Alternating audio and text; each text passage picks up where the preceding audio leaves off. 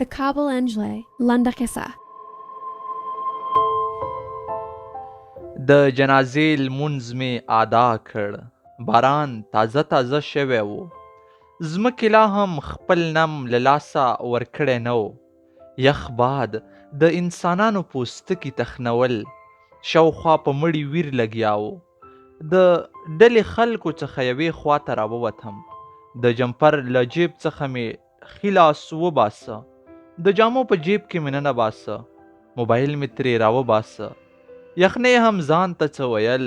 هغو شمارو ته ورغلم چې زنګونه یې راغلي وو. په لومړۍ شماره مې کلیک وکړ او شنه تڼۍ مې کېکاږله. موبایل د وصل کېدو اوازونه شروع کړل. سلام، څنګه یې بدرنګه؟ وعلیکم السلام. ښه یم مننه، ته ښه یې؟ شکر دی، زه هم ښه یم، خو ته راته ښه نه ښکارې. څه شوي دي؟ ولا د پرون راهیسې تبې نیولی یم. اوس په ښار کې یوه جنازه وه، ومې کړه. له هغې راووتم. حالات مې ښه نه دي.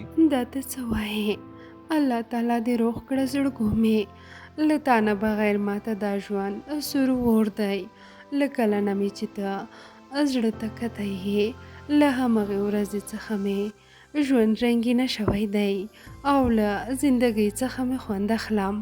هره شیبه په خپلې یوازې خونه کې ستا د خندا آواز اورم. ته لکه د خزان باد یو ځل راغلی او زما له تن څخه دې د پسرلي هغه ټولې پاڼې یوړې په کومه چې ما ټول ژوند خوارۍ کړې وې. ستا د نوم په اورېدو مې د زړه ضربان زیاتېږي. په مرۍ کې مې ټکان پیدا کېږي. کله کله خو فکر کوم لکه زلزله ده. هر کله چې له ځای نه پورته شم او په چت لګول شوي پکې باندې نظر واچوم، نو هیڅ خوځېدلی نه ښکاري. ستا د لیدو په ارمان به اخر هم په ما تورې خاورې واوړي. اووی، زه ستا د دې بې کچې مینې قدر کوم، خو اوس کابل کې واورې ورېږي. چې یخني یو څه کمه شي نو انشاءالله درځم. اوف، ستا د دیدن لپاره به اوس زه د موسمونو بدلون ته ورځې شپې شمارم. په هر حال ستا دیدن په دې ارزي چې زه ورته انتظار وباسم. سمه ده سیلۍ، زه په لاره یم. ننګرهار کې غله زیات شوي دي. داسې نه وي موبایل راڅخه واخلي. ته دې په ځان خیال کوه. د اوس لپاره دې په خدای سپارم. موبایل قطع شو. له یو رکشوان سره وختم، کور ته یې راوستم. په ځان مې شړۍ هواره کړه او په آرامه بیده شوم. څه شیبه به تېره نه وه چې موبایل ته مې زنګ راغی. پورته مې کړ. په خونه کې تیاره وه. د موبایل رڼا یو څه په عذاب کړم، خو زنګ مې اوکی کړ. السلام علیکم وروره. په دې هیله چې مزاحمت مې درته کړی نه وي. تاسې عمران ویسا یاست؟ هو وروره، مهرباني وکړئ، زه عمران ویسا یم. ښه وروره، تاسې چې کومه انټرویو د بي بي سي راډیو په اداره کې ورکړې وه، نو د هغې ازادې سیالۍ له مخې تاسې له موږ سره کامیاب شوي یاست. تاسې باید د راتلونکي شنبې څخه زموږ په اداره کې خپل عملي کار پیل کړئ، په دې هیله چې په خپل مسلک کې خپل دین او هیواد ته پوره خدمت وکړئ. مننه، ښه وخت ولرئ. موبایل قطع شو. فکر مې کاوه لکه خوب وینم. سترګې مې وموښلې. شاوخوا مې ولیدل. خوب نه و. منډه مې واخیسته. د پلار خونې ته ورغلم او دا لوی زیری مې ورته واوراوه چې په دنده مقرر شوم. د دې دندې معاش 50,000 افغانۍ و. ټوله کورنۍ مې ډیره زیاته خوشحاله شوه. پلار مې کشر ورور ته پیسې ورکړې تر څو یو څه خواږه راوړي. تر دې دمخه زموږ په کورنۍ کې هیڅوک هم داسې وظیفې ته بریالي شوي نه وو، ځکه چې چا هم زموږ په کورنۍ کې د لیسانس تر کچې زده کړې کړې نه وې. زه هغه لومړی شخص وم چې له جهل سره وجنګېدم او په ډېرو سختو مې تعلیم وکړ. خو دا چې د تعلیم نه وروسته مې هم وظیفه نه درلوده، نو د ټولو خپلوانو د پیغورونو ښکار وګرځېدلی وم. د خوښۍ خبر هم دا و چې تر دې وروسته به انشاءالله خپلوان زما تیر شوی وخت فضول نه ګڼي. په هر حال خوښي مو ولمانځله. په همدې شپه مې سیلۍ ته هم زنګ وواهه او ورته مې د دندې په اړه هر څه وویل. هغه نو بیخي حیرانه شوه او راته کړل یې. څه مطلب تر دې وروسته به ټول عمر کابل کې تېروې او دلته به اوسېږې زما سره نږدې؟ زه نه پوهېږم خپله خوشحالي څنګه څرګنده کړم. زه به په کابل کې ستا د خوشحالي لپاره یو ښه جشن ونیسم او هو او خدای دې په خیر راوله. ټول کابل به در باندې وګورم. فکر کوم هغه شاعر دا بیتونه خاص ما او تا ته ویلي دي.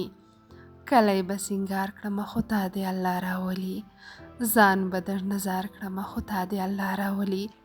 دا ورځ له خوښیو څخه ډکه تیره شوه او ډیر ژر د شنبې ورځ راورسېده.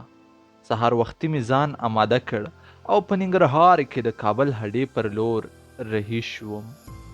د سهار تورتم و، د ننګرهار برقونه نه و، شاوخوا د ویرې ماحول جوړ و. د ښار چرګانو اذانونه کول. له یو رکشوان سره مې خبره وکړه تر څو هډې ته مې ورسوي. ډیر ژر تر کابل هډې راورسېدم. له یو کرولا والا سره کښېناستم. سهار وختي و نو ځکه په موټر کې کلارې بیده شوم. یو وخت چې مې سترګې وغړولې نو مخې ته مې یو تورمخی هلک ولاړ و. دا چې زه د ښیښې و خواته ناست وم نو راته یې وویل اوبه خو نه غواړې؟ ومې ویل نه مننه. موبایل مې راپورته کړ. ومې لیدل سیلۍ څو زنګونه وهلي وو. په شنه بټن مې کلیک وکړ. زنګ ورغی. راته کړی سلام، دا ولې دې موبایل بند و؟ ما ته دې تشویش پیدا کړ. ولې داسې کوې؟ لږ ویده شوی وم. موبایل ته مې خیال شوی نه دی. ښځه سمه ده. چېرته په خیر رسېدلی یې؟ فکر کوم سروبي دی. انشاءالله در لنډ یم. سمه ده، په خیر راشي. موبایل دې بند نه کړې چې په خیر راورسېدې. اول به زما خواته راشي. سمه ده انشاءالله همداسې کوم. اوس لپاره دې په خدای سپارم. موبایل مې جیب ته کړ. موټروان دا سندره ولګوله. اوس د یادونه افسانې ښکاري، داسې دستور د زمانې ښکاري. دا نغمه بیخي د وخت سره نه جوړېده خو بله لاره نه وه نو په زور یې راباندې واورېده. څه شېبه وروسته موټر په ماهیپر ور داخل شو.